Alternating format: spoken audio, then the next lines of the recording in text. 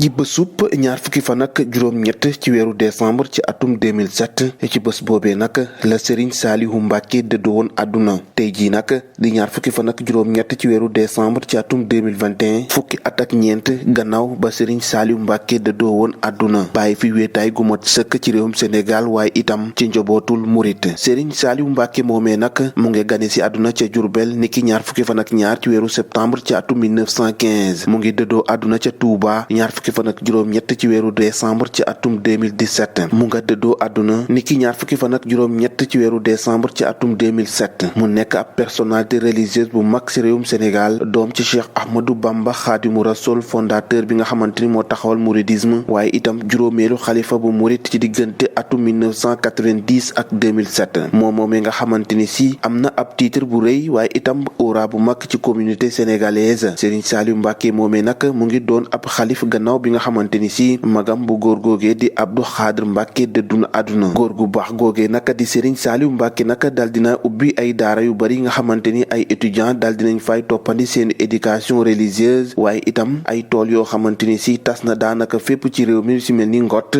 Njàppandal Njurul Ndoka Serigne Saliou Mbacké moomee nag nekkoon ab producteur bu mag a mag gannaaw bi nga xamante ni si jot naa taxawal ab projet agricole bu rëy rëy foofee ca Xelkom nga xamante ni at mu jot nag taalibe yu bari foofee la ñuy daje ngir rek motal yéene bi nga xamante ni moom la Serigne Saliou Mbacké amoon ci wàllu mbay moomee tool woowee nag mu ngi toll ci du tollook 45 000 hectares waaye nag moom jëmu ju tedd joodee di Serigne Saliou Mbacké nag am na lu ci bari loo xamante ni si ci wàllum liggéeyu yeesal jumaaw Tuubaa bi muy ci biir ak ci biti daal dina ko cay defal waaye itam am na yenn ci liggéey yoo xamante ni si jot na koo def ci université islamique Al Azhar bi nga xamante ni frère ene moom boobee di Serigne Abdoul Ahad Mbacké moo ko taxawaloon borom Xelkom taxawal na itam lañuy duppee ab plan de viabilisation de terrain loo xamante ni war na toll ci 100 000 parcelles Serigne Saliou Mbacké tamit moo yeesal réseau d'approvisionnement jëm ci wàllum courant ak traitement ndoxu taw yi foofee ca diwaanu Touba moom moomee itam moo daal di installé ab hôpital foofee nag ci dëkk bu sell boobee di Touba Mbacké Serigne Saliou Mbacké mooy doom ci Serigne Touba bi nga xamante ni moo mujjee toog ci xalif bi gannaaw si nag ba mu dëddoo àdduna ci la sët yi tàmbalee dikk ku ko wuutu nag di Mouhamadou Lamine Bara Mbacké di sët ci Serigne Touba Mbacké Khadimu Rasoul Serigne Saliou Mbacké nag ci dundam liñ ci mën a jàpp naanaka doon na li nga xamante ni si tàggat na ay ndaw yu bari ci wàllum njàngum diine waaye itam ci wàllum njàngum xasida tàggat ay gune yu bari waaye itam seexal ñoo xamante ni si tey jii nag ñoo ngi wéyal liggéeyu Serigne Saliou Mbacké bi tàmbali woon mu nekk nag koo xamante ni si jamono ji ci réewum Sénégal ab référence la ba tax nag ñu bari ci askan wi dal di koy sopp dal di koy bëgg ndax anam bi nga xamante ni noonu la taxaw woon ci communauté bi ak yërmande bi nga xamante ni moo lalu woon ci jëmm ju tëddu joojee di Serigne Saliou Mbacké